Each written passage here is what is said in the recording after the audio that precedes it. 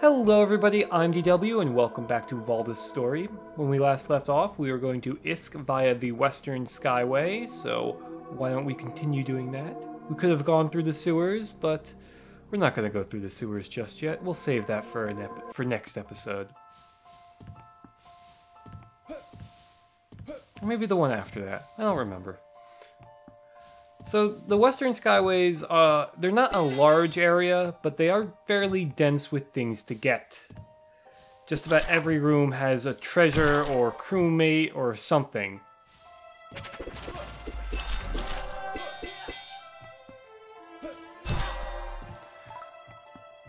Down over here we have our first crewmate of the area, Yama D. He is our light weapon craftsman. We'll be seeing more of him later on in the episode. Now, the main gimmick of this area is basically putting, like, rooms on top of other rooms where you can fall through the bottom of the screen. Usually this results in you having to backtrack, but like I said, there are tons of goodies, so it's not that bad. And this area is really not very small, so the backtracking is minimal. Also, if you need angel items, this is the place to get it, at least for now.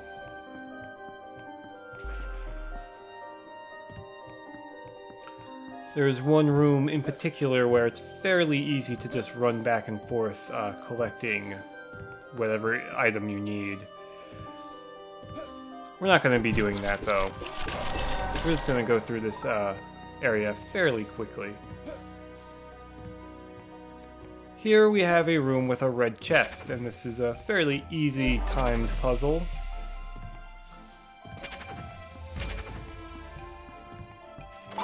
And for it, we get the cleric vestments. Like the other vestment type armor, it's mainly for magic users, but this one, if we upgraded it, it wouldn't be too bad for us.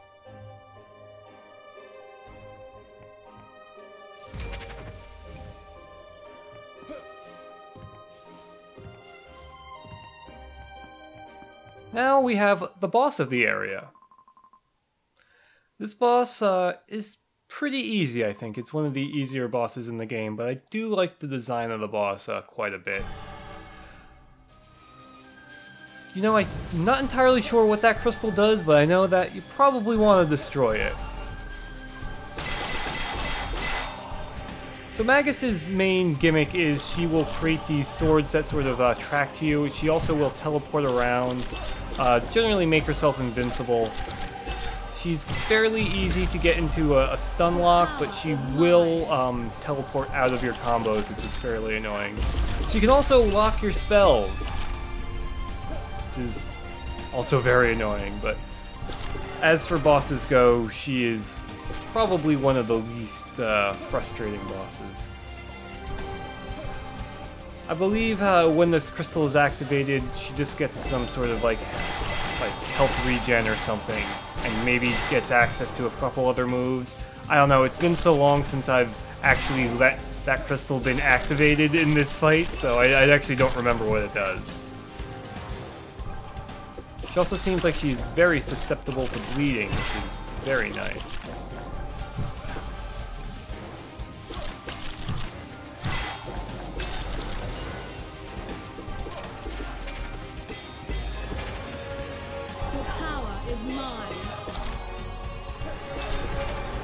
Now, I almost get a triple S rank on this, but I want you to watch the combat score because as the fight goes on, I accidentally messed something up. So spoilers, I don't get triple S rank. Drats. In my practice run, I was able to, so I was getting a little cocky towards the end of the fight, thinking that, oh man, now I got this. This is totally easy. But nope, some dumb moves, and yeah. It's not that difficult to dodge those flying swords, as they take a while to come in. And also, another one of her moves when she gets low health is she will summon in an angel, I believe they're called Guardians or something. They're a new enemy which we won't really be seeing that much of. They're only in, I think, 1 or 2 other areas of the game. They basically will heal other enemies and provide buffs to them, so you absolutely want them to die as quickly as possible. And they can be kind of tough.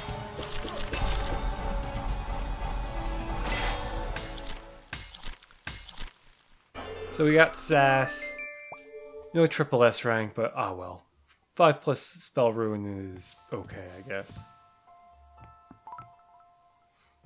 But yeah, that's the boss of the area. It's kind of weird that she's right in the middle as opposed to right at the end, but considering you can come at this area from either end, I guess that makes sense? I don't know. So now we come at a fork in the path. We're going to go down over here. We're going to get this treasure chest, and then if we place an ice pillar right at the end here, we can double jump across here and just land on this platform over here to get a gem of purity. It took me a while to figure that out, but yeah. Down here we also have our first introduction of these new angel enemies. Again, I completely forget the name of them, but they can be kind of a hassle to deal with, to be honest. Like, I dealt with them pretty easily there, but through this door we have Walter. He's our black magic upgrade guy, and he's also a cat demon, and I kind of really like Walter a lot.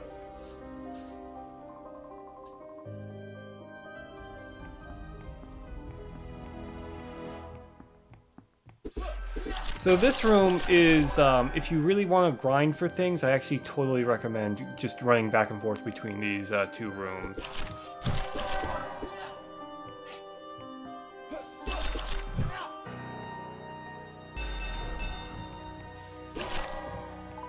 Up on this ledge here, we can get a Saint's Opal, which is very nice. Normally you'd have to go down from the top, but the combination of double jump and ice pillar is a great thing. Now there's one more chest that we want to get in this level before we leave, and it is up here. Of course, this just is through that other door that we didn't go through. The fork, like I said, this area is fairly small. No. Couldn't quite remember where that platform was, so if you glitch grab, you can actually, the camera will automatically move down. But yeah, in that chest we had another Book of the Old Gods, so we'll be reading that later on. Over here we have the sole angel door in the game. There used to be a lot more, but now there's only one. And now we're at Isk.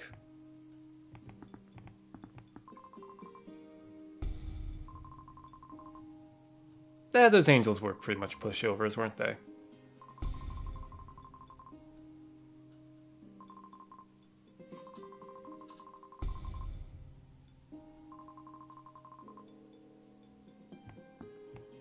Before we go into the city proper, though, there's some crafting materials we can pick up on the outside here. Nothing super out of the ordinary, but still, might as well pick it up while we're here.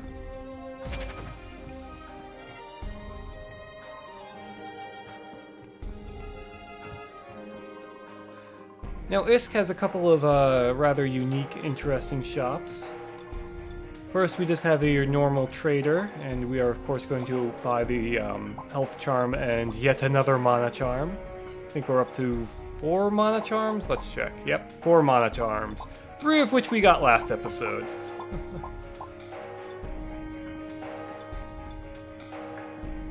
Over here we have our first accessory shop.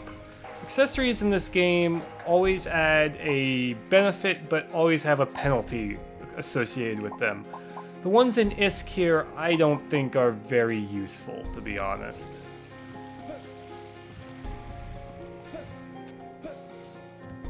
Starry is of course our elixir salesman. We might be buying a cooling elixir when we go through the dungeon of this area. This strange kid here is the only shop that will sell these like precious stone items. We're not going to buy any at the moment, but it's good to keep that guy in mind.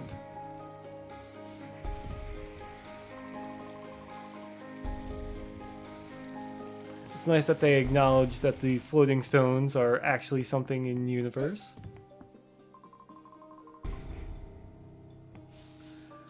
Through this hallway is an area where we can't quite get through yet, so we're gonna go up here and we're gonna meet Conte.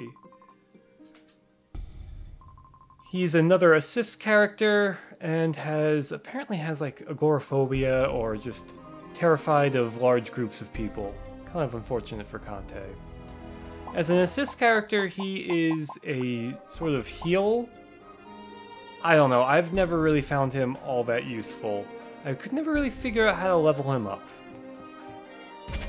All the assist characters, I think, have 5 or 6 levels.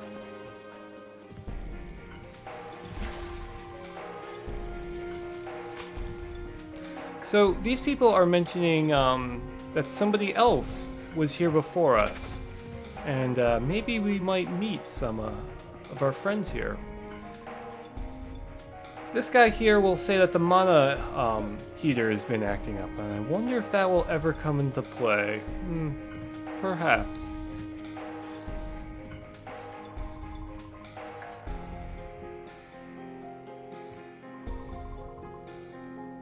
Now these two people mention a name that sounds very familiar. You might notice that Wyatt's last name is the same thing as what this temple is from. If I could pronounce his last name, I would, but I'm not even going to attempt to, because I will just butcher it.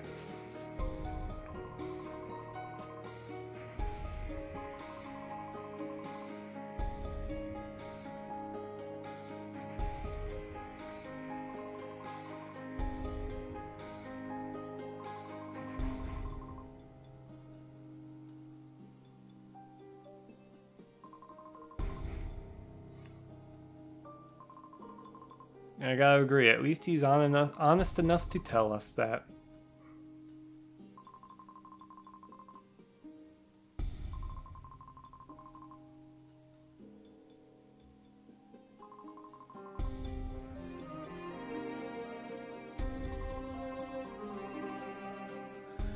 So now we have to do the typical sort of RPG trope of retrieving a hammer or a MacGuffin for this guy.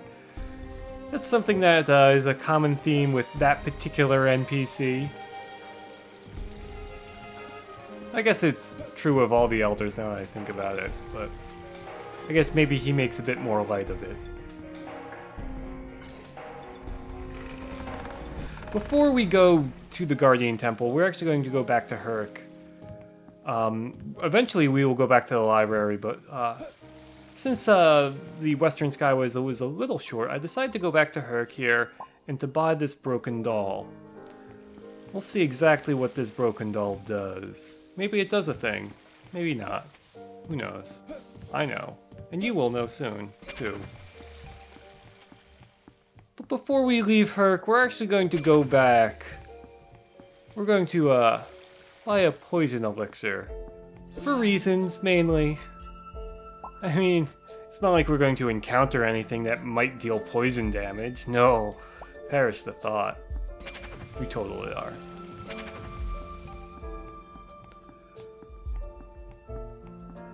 This will be the last time you guys will actually see these Central Skyway favorite hallway here. All future episodes I'll be editing it out, but well, there is a reason.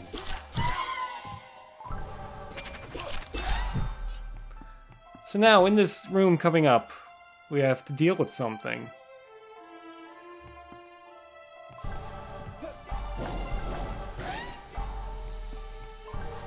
What the?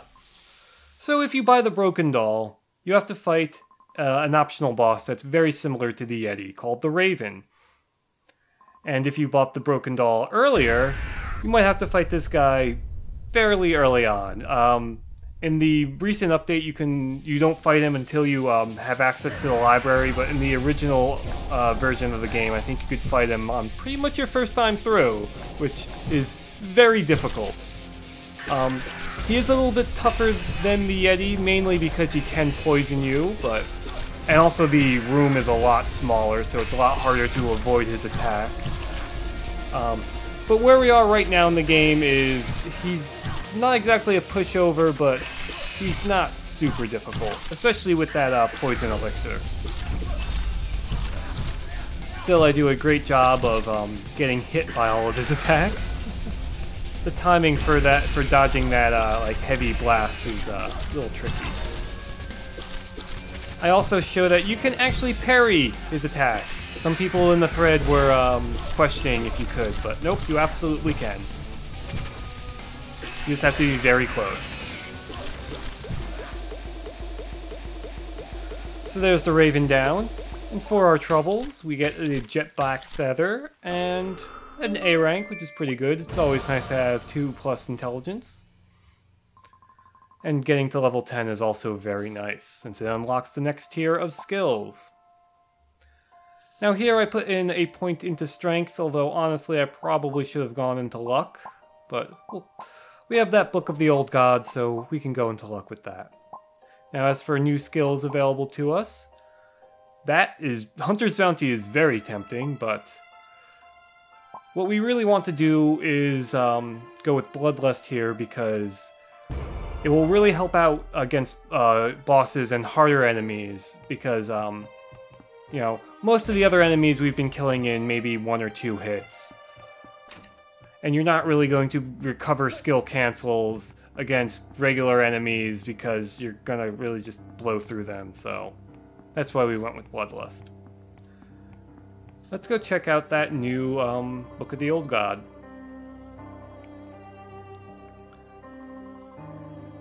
I misspoke a bit in the last time that we looked at this. Apparently, by the time Valdis came to these southern tribes, she actually was already a deity. I thought it was before that, so I don't know. The timeline was something I wasn't entirely clear on.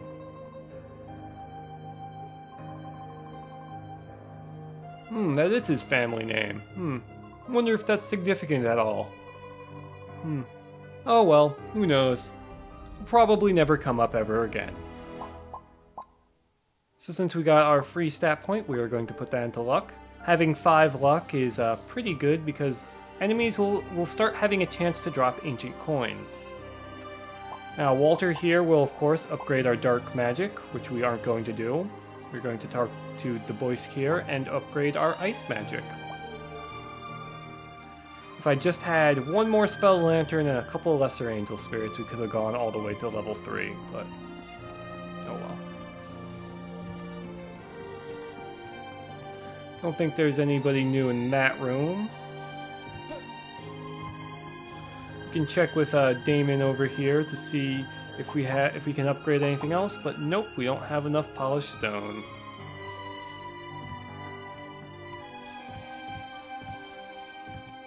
Talk to Kante here. He of course is expressing his regret that there's just so many people. Axon is a little bit bloodthirsty. Looks like she wants to fight with Shadow Boxer over there.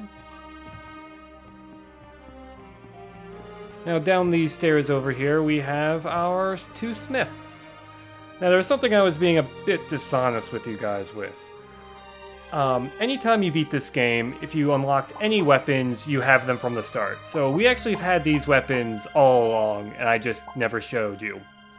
So you don't actually need to beat the Yeti or Raven if you've already beat them in the previous game.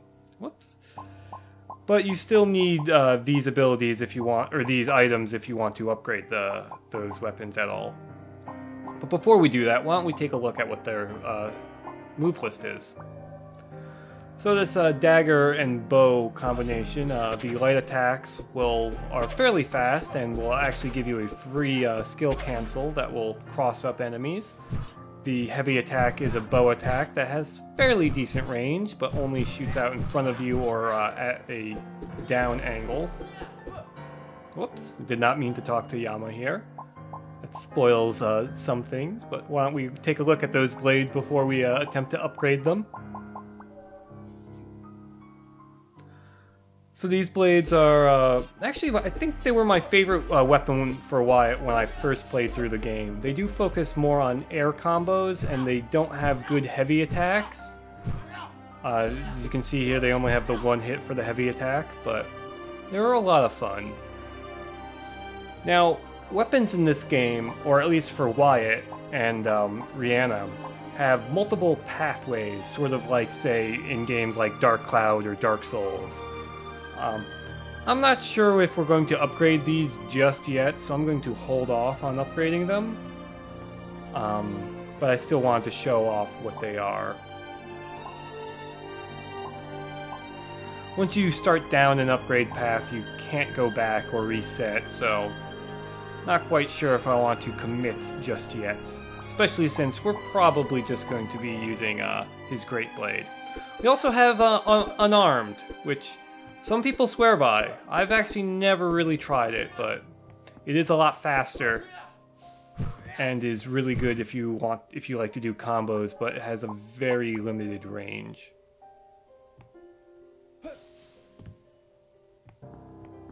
So, that's it. Thank you for watching.